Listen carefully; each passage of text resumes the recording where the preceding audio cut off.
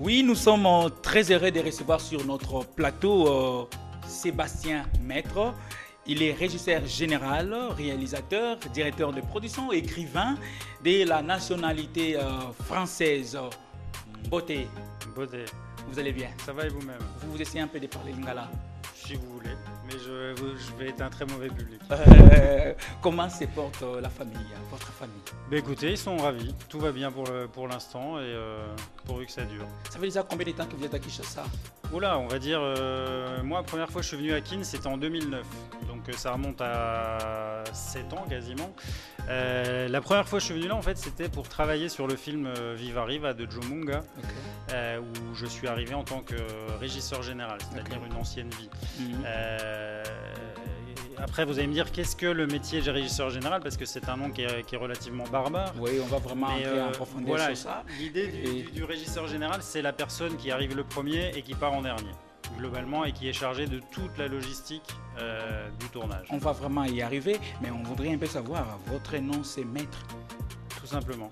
C'est pas un pseudo pour vous? Ce n'est pas un pseudo et c'est pour ça que ça surprend en général pas mal de monde. C'est mon Parce que pour nous ici famille. au Congo, hein, quand on dit maître, c'est un pseudo par rapport où en fait c'est un titre. Tout à fait. En fait, et c'est pour ça que dans la bande dessinée, il y a un maître tailleur, donc c'était le petit clin d'œil pour moi. Et aussi c'est intéressant pour vous parce que quand vous êtes régisseur général, c'est vous qui dirigez. Maître ouais, quelque part, c'est un chef d'orchestre, maître de cérémonie. C'est ça, nous sommes vraiment très heureux de vous avoir sur notre plateau. Merci d'avoir répondu à notre invitation. Mesdames et messieurs, nous commençons cette émission par les portraits de cet artiste, Sébastien Maître.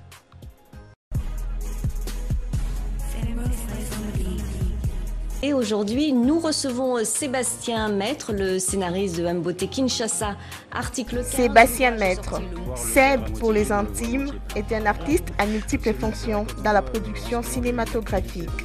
Il est de nationalité française, domicilié à Besançon, une commune de l'Est de la France. En Afrique, c'est la République démocratique du Congo qu'il a choisi comme berceau d'inspiration artistique.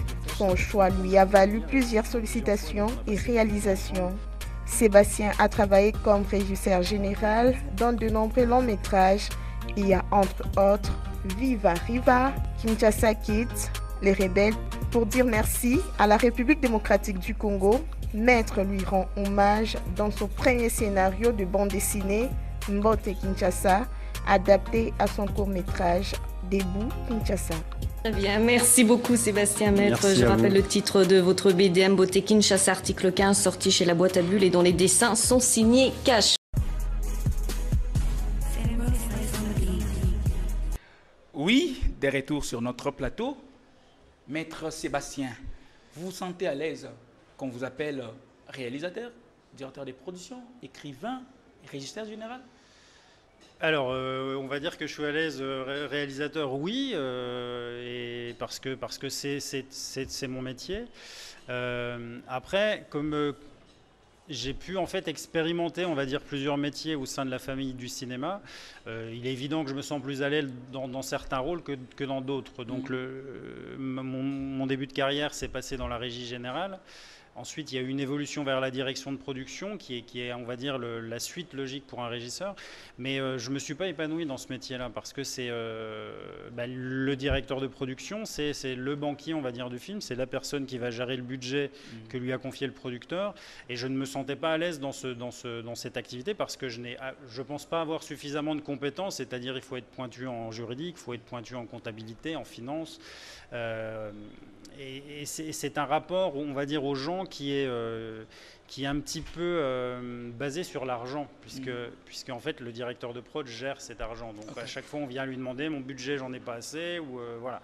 Et moi je n'étais pas à l'aise dans ce rapport-là, je préfère le côté humain, et ce côté humain je l'ai complètement retrouvé au niveau de la réalisation. Donc vous aimez qu'on vous appelle réalisateur? J'aime bien qu'on m'appelle réalisateur. Ouais. Écrivain, non? Ça vous flatte Écrivain, pas, non, c'est pas ça. C'est qu'en fait, je me considère plus comme un scénariste que comme un écrivain. L'écrivain aurait plus tendance à écrire peut-être des romans, des choses un petit peu plus longues. Le scénariste écrit un scénario pour du cinéma, dans ce cas-là. Et moi, en ce qui me concerne, on va dire que peut-être la seule manière sur laquelle on pourrait appeler écrivain, c'est le côté Mbote Kinshasa pour la bande dessinée. Oui, parce que vous avez à écrire, voilà. et ça fait aussi ça fait du buzz. Et ça intéresse vraiment des gens. Tant mieux, c'est fait pour ça. C'est fait pour ça. Nous voudrions un peu savoir, vous êtes régisseur, comment vous êtes devenu régisseur? Régisseur général, c'est venu, on va dire, tout simplement parce que, comme bon nombre de monde, en fait, je me suis posé la question longtemps de ce que je voulais faire de ma vie. Okay. Et j'ai beaucoup voyagé entre l'âge de 23 ans et d'une trentaine d'années à peu près. Donc j'ai visité l'Afrique, j'ai fait pas mal de pays en Afrique, j'ai fait l'Amérique latine, j'ai fait pas mal l'Europe. Et puis, je me suis rendu compte en fait que la seule chose, une des choses qui m'intéressait en fait, c'était d'organiser des événements. Donc à la base, je voulais travailler dans l'événementiel. Okay.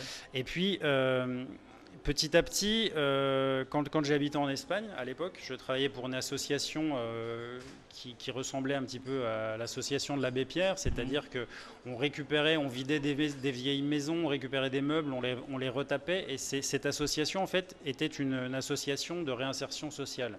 On récupérait des jeunes qui sortaient de prison ou des jeunes toxicos, des gens de la rue, et on leur permettait de travailler, c'est-à-dire qu'on leur apprenait un métier. C'était la base de la formation. Et en fait, un jour, il y a une maison de production qui est venue nous voir en disant « Est-ce qu'il y a possibilité de tourner un clip vidéo dans vos locaux ?» Voilà.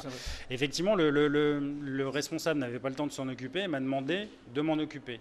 Et c'est la première fois que j'ai mis les pieds sur un plateau. Et en fait, dès que j'ai vu un petit peu comment ça se passait, je me suis dit c'est exactement ça que je veux faire de ma vie. Donc si vous voulez, je suis revenu en France, j'ai cherché à rentrer dans ce milieu-là. Et quelque part, quand vous voyagez, vous organisez vous-même pour trouver votre vol, un hôtel, un véhicule, pour voir un petit peu quels sont les horaires de train, les horaires de bus, qu'est-ce qu'il y a à faire, trouver un restaurant. Et globalement, le métier d'un régisseur général, c'est ça. Et foncièrement, c'est ce qui m'a plu, c'est qu'à la fois, vous êtes en contact avec énormément de gens de tout niveau social, on va dire. C'est-à-dire que le matin, on arrive, il est 5 h du matin, on va installer les loges, on a affaire avec le gars du café d'en face parce qu'il faut qu'on trouve un endroit, un branchement ou quoi, ou je ne sais pas. Et toute la journée, c'est ça, c'est que vous êtes en rapport constant avec des gens. Vous êtes la pièce angulaire, on va dire, du tournage. Et ma question, c'était aussi celle de savoir, vous êtes régisseur général, et est-ce qu'il n'y a pas chevauchement quand il y a un réalisateur? Parce qu'un réalisateur, lui aussi, il est le maître. Oui, tout à fait. Après, quand vous mettez à tourner, c'est lui le maître. Exactement. Et vous êtes régisseur général. Mais à ce moment-là, comment ça se passe, votre travail vraiment sur le terrain? Du régisseur général? Régisseur général en fait, c'est tout simple. Et un réalisateur. C'est-à-dire que le matin... Moi, mon boulot, il est le plus important quand j'étais régisseur général, c'est on travaille beaucoup jusqu'à ce que les autres arrivent. On les met dans les conditions optimales de travail. Et une fois qu'ils sont là, chacun peut faire son boulot à son niveau. Le réalisateur, effectivement, son travail, c'est de diriger ses comédiens et c'est de gérer son plateau. Donc il y a un premier assistant réalisateur qui est là pour le seconder et faire qu'avec toutes les équipes, ça se passe bien. Mais globalement, effectivement, le réalisateur, c'est le chef, on va dire, de toute l'équipe. Et c'est lui, on est là pour nous mettre à son service, tout simplement. Et aussi, si on peut comparer la manière dont le régisseur général est payé, ce n'est pas presque la même chose. C'est lui d'un producteur et directeur de production. Est-ce que ce n'est pas ça ce qui vous a aussi influencé pour que vous puissiez devenir producteur? Donc vous me demandez si c'est une motivation motivée par l'argent? Oui, oui. Alors pas du tout. En fait, l'idée c'est que ce qui nous motive en fait dans ce travail, c'est pas le côté pécunier, on va dire.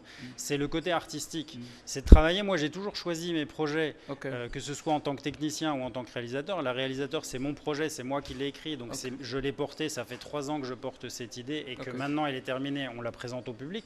Mais à l'époque, j'ai travaillé de l'an 2000 jusqu'en 2014 en régie, et chaque projet s'est fait par un choix, soit pour le scénario, soit pour le réalisateur, soit pour les deux. Mais c'est un choix artistique à la base avant d'être un choix d'argent. Parce qu'on ne peut pas dire, il n'y a pas de vérité, si vous voulez, sur les salaires. C'est-à-dire que chaque film a son budget et en fonction du budget, on est payé. Donc il n'y a pas de vérité, on va dire. Maître, vous aviez travaillé dans pas mal de projets. Oui. Et ces projets, dans pas mal de projets cinématographiques, et pas mal de ces projets ont été tournés ici en République démocratique du Congo. Et c'est là, ces films ont eu vraiment de l'impact positif. Là, nous le disons parce qu'on a des films comme Viva Arriva et nous avons Les Rebelles. Tout à fait. Et Kinshasa Kids, il ne faut pas l'oublier. l'oublier. Rachel Mwanza. Tout à fait. Mais apparemment, jusqu'alors, nous constatons que vous n'êtes pas toujours satisfait. C'est pas que je suis pas satisfait, c'est qu'effectivement, moi j'ai eu la chance de travailler sur ces 3 films, 3 très beaux projets qui ont eu chacun leur vie et leur réussite en festival. Et qui présentent toujours Kinshasa. Et qui présente Kinshasa, effectivement. Et moi, j'avais encore quelque chose à raconter. J'avais ma vision, j'avais vécu des choses. J'avais vu des choses dans la rue, en parlant avec mon entourage, avec les chauffeurs, qui me racontaient un petit peu leur quotidien, qui me racontaient leur tracas. Si vous voulez, l'histoire que j'ai proposée, c'est un mélange de tout ça. C'est un mélange de toutes ces expériences et de toutes ces histoires que j'ai vues dans la rue pendant 6 ans, 7 ans. Le dernier film que vous avez eu à organiser, en fait, à travailler ici en République démocratique du Congo, ça remonte de quand? C'était quand? C'est 2011, c'est Rebelle. Rebelle. Et c'est au mois d'octobre que vous avez eu à publier votre premier bande dessinée, votre premier album de bande dessinée, Mbote Kinshasa. Pourquoi il fallait que vous puissiez prendre beaucoup de temps comme ça pour arriver à nous proposer cette réalisation? Disons que, on va dire, voilà, depuis 2012, j'étais dans une réflexion. Le métier du cinéma est un métier quand même difficile, surtout en tant que régisseur général. Moi, quand j'étais ici, je travaillais de 3h du matin à 23h tous les soirs, 7 jours sur 7 pendant 4 mois. C'est un travail à part entière, c'est-à-dire que vous sortez d'un tournage, vous êtes fatigué, très fatigué. Et moi, j'étais arrivé à un moment donné de ma carrière où j'avais fait peut-être 60 ou 66 films, que ce soit des publicités courts-métrages et longs-métrages, donc pendant 14 ans.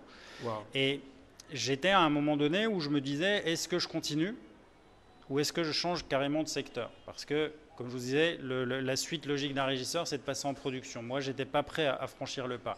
Donc, j'ai pris un petit temps de réflexion. Je me suis un petit peu reculé du cinéma. Je suis parti un petit peu dans le secteur de la musique. Et puis, finalement, en 2014, j'ai quelqu'un qui m'a convaincu, parce que je voulais vraiment arrêter. J'avais aucune envie de revenir. Et j'avais déjà parlé à une amie de mon idée de scénario avec mon petit Samuel. Et elle m'a dit, écoute Seb, essaie de l'écrire. Écris-la, et si tu trouves de l'argent, tu le tournes. Et si tu ne le tournes pas, si tu ne trouves pas d'argent, dans ce cas-là, change de métier. Mais au moins, tu auras le sentiment, tu n'auras pas à te dire dans 5 ans, si j'avais su, j'aurais dû le faire. Parce que je suis sûr que ça aurait marché. Mbote Kinshasa, vous passez quel message? Vous nous dites seulement Mbote, bonjour? Non, disons que c'est un souhait pour vous. C'est à la fois en fait ce projet qui regroupe, donc, je le rappelle, un film, une fiction de 20 minutes, donc qui s'appelle Debout Kinshasa. Ensuite, il y a donc dans ce film, on raconte l'histoire du petit garçon qui s'appelle Samuel, qui a 10 ans, qui se retrouve interdit d'école parce que ses chaussures sont trouées. Donc il va voir son papa pour lui dire, j'ai besoin de 15 $ pour m'acheter une nouvelle paire. Malheureusement, le papa les a pas. Donc son père lui dit, mon fils, il faut que tu te débrouilles. Et Samuel regarde un petit peu ce qui se passe autour de lui dans la rue et décide d'inventer un métier. Ça, c'est l'histoire du film. Un fils de 10 ans, un enfant de 10 ans. Un petit garçon de 10 ans, voilà. Comme il en existe une multitude dans les rues de Kinshasa et dans tout le pays. Ensuite, j'ai écrit une série de vignettes documentaires. Donc il y a 9 épisodes de 3 minutes 30 qui s'intitulent Les petits métiers de Kinshasa, où ces vignettes viennent expliquer la recherche de Samuel et d'où lui vient son idée en créant son métier. C'est-à-dire qu'il va à la rencontre du vendeur de journaux, du voltigeur, d'un cambiste, du vendeur des œufs, du vernisseur, du cireur, du vendeur d'unités, de la maman Kadhafi et du fabricant des antennes. Ces 2 objets-là, je les ai pris, je les ai ajoutés et j'ai créé une bande dessinée qui s'appelle Mbote Kinshasa, donc qui reprend ces 2 objets et dans lequel j'ai rajouté quelques personnages et j'ai rajouté des péripéties qui leur arrivent. Félicitations, mesdames et messieurs, comme vous le savez bien, c'est ce qui a fait aujourd'hui que vous puissiez porter cette casquette d'écrivain ou d'un artiste BD. Par exemple. Mais artiste BD, moi je dessine comme une patate. Donc à partir de là, je ne suis pas un artiste BD, j'ai fait... Et vous orientez. On vous met en contact d'un BDiste. Oui, après voilà, moi j'ai souhaité rencontrer des gens de cet univers-là parce que je suis un amoureux de l'art au Congo d'une manière générale, parce que dans ce pays, je trouve qu'il y a des talents à tout niveau. Et la bande dessinée en fait partie, au même titre que la musique, que la mode, que les peintres, que les sculpteurs, que les comédiens. Mais je voulais en fait illustrer en fait avec un vrai dessinateur du cru. J'aurais pu effectivement choisir quelqu'un en Europe, mais le but n'était pas là. Le but, c'était de tout construire ici, de la même manière que la musique du film a été faite ici avec le groupe Kinphonics. Ce sont des gens de Kinshasa, des Kinois, et qui parlent et qui ont quelque chose à raconter. Et le choix s'est porté sur Cash parce que quand il m'a présenté ses planches, sa façon de dessiner, son trait, c'était exactement ce que j'avais en tête. C'était facile pour vous de vous familiariser avec les langages de BD parce que vous n'étiez pas aussi dessinateur, c'est ça aussi le problème. Vous étiez en train d'imaginer les choses et les transmettre maintenant à un professionnel comme Cash. Mais c'est là que justement le travail il est intéressant parce qu'en fait c'est la rencontre de deux univers, l'univers de la bande dessinée et du cinéma, mais on a quelque chose qui est commun, ce qui s'appelle un découpage. C'est-à-dire que lorsque vous préparez un film ou que vous préparez une bande dessinée, vous allez découper, c'est-à-dire savoir une scène en combien d'axes on va la filmer, et de la même manière que... Vraiment, on vous coupe la parole, s'il vous plaît, parce que c'est que vous voulez donner comme détail. On voudra bien que nos téléspectateurs, que vous puissiez comprendre comment se passe un projet en BD. Vous voulez avoir une réalisation ou un album en BD, quelles sont les étapes qu'il faut suivre? Ce qui vous permettra un peu avoir un peu l'idée de ce travail, les résultats du travail qui nous est proposé par les maîtres qui est sur notre plateau. Nous vous proposons les fruits de nos recherches.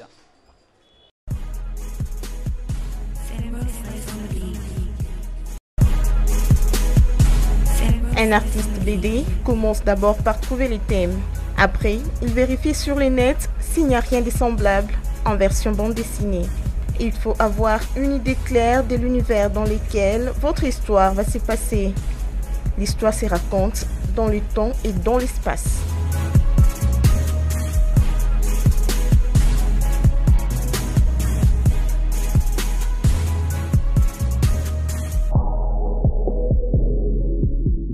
Par exemple, vous voulez faire une bande dessinée sur les canards. Si vous ne connaissez pas les domaines par cœur, prenez le temps de faire les recherches. Ne choisissez pas les thèmes ou titres dans la précipitation.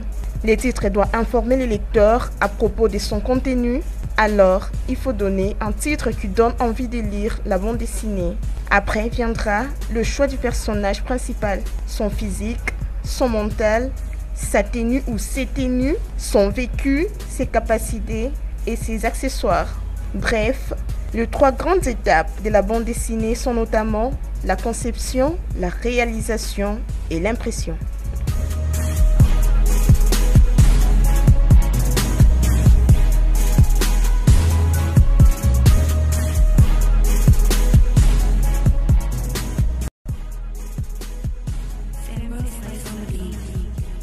Oui, félicitations encore une fois de plus pour ces projets, Mbote Kinshasa. Et comment les Kinois ont accueilli ces projets? Mais très chaleureusement. On a eu l'occasion de le présenter à... On a fait plusieurs soirées déjà. L'avant-première a eu lieu au mois d'octobre au Centre Bilembo. Non, au Centre Bilembo. Voilà. Et la semaine passée, nous avons fait la soirée d'inauguration de la Semaine du Livre à la Halle de la Gombe. Donc il y avait 450 spectateurs. Et l'accueil a été chaleureux. Et j'ai eu la chance pendant cette Semaine du Livre de pouvoir présenter le film et les vignettes et la bande dessinée aux lycéens du lycée français, du lycée belge et un lycée congolais que nous avons fait vendredi dernier. Parlons un peu de Debout Kinshasa. Oui. Nous, on a notre hymne national Debout congolais. Et vous nous amenez Debout Kinshasa. Tout à fait. Les autres provinces, maintenant, qu'est-ce qu'ils vont dire? On va dire que non, Maître, lui, ne s'intéresse qu'à Kinshasa, les autres provinces... Debout Goma, allons tourner, moi, j'ai aucun problème. Mais un jour, vous allez aussi nous amener un projet Debout Goma. Mais pour le moment, c'est Debout Kinshasa. Et Mbote Kinshasa, Debout Kinshasa. Pourquoi c'est toujours Kinshasa qui vous inspire? C'est Kinshasa qui m'inspire parce que c'est une ville que je trouve vivante et en fait j'ai pas eu la chance encore d'aller à l'intérieur du pays. On aura bientôt la chance parce qu'avec l'Institut français et les alliances françaises, nous allons faire le tour pour aller présenter justement tous ces objets. Donc on va aller à Kisangani, on va aller à Goma, Bukavu, Matadi, Lubumbashi et je vais découvrir en tout cas des villes que je ne connais pas et j'en suis ravi. Et en s'intéressant même à votre objectif, vous parlez trop de Kinshasa, votre objectif vraiment c'est quoi? quand vous parlez trop de Kinshasa, vous inspirez de Kinshasa et vous travaillez, vous ne suivez pas la ligne des autres artistes. Quand ils cherchent à parler de Kinshasa, ils voient toujours les côtés un peu négatifs. Mais vous voulez présenter Kinshasa avec ses jeunes, avec les métiers, avec l'entrepreneuriat, ainsi de suite. Pourquoi vous êtes-vous choisi ces côtés positifs? Parce que, en fait, il y a toujours deux façons de voir les choses. Okay. Soit vous voyez le verre à moitié vide, soit vous le voyez à moitié plein. Moi, j'ai toujours tendance à sortir le côté optimiste et le côté positif des choses. Donc, mon but, en fait, si vous voulez, c'est de... Je n'imaginais pas faire un travail où quand on sort de la salle ou quand on referme le livre, on est triste.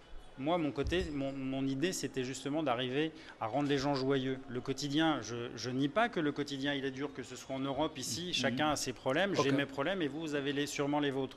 Mais l'idée, c'est justement, c'est que l'espace d'un instant, ou en tout cas l'espace de 20 minutes pour ce qui est du film, ou si c'est sur un long métrage de 90 minutes, vous oubliez votre quotidien, vos problèmes, et vous voyez de belles choses. Et vous voulez nous sensibiliser les Kinois qui cherchent à envier peut-être aller en Europe. Et vous quittez l'Europe pour venir ici, nous amener à aimer Kinshasa et à rester ici, à travailler ici. Comme en Europe, il y a des belles choses, il y en a des moins belles, et Kinshasa n'échappe pas à la règle. Vraiment, nous avons tellement de questions à vous poser, mais le temps nous fait vraiment défaut. Vous avez peut-être un message particulier à passer à ceux qui vous regardent maintenant. La caméra est là devant vous.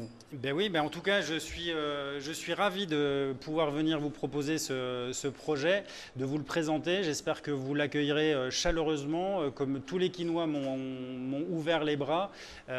Pour ça, je vous remercie et j'espère vous retrouver bientôt à l'occasion des projections que nous viendrons faire à la fois dans le pays et à la fois dans la ville en premier trimestre, normalement, 2017.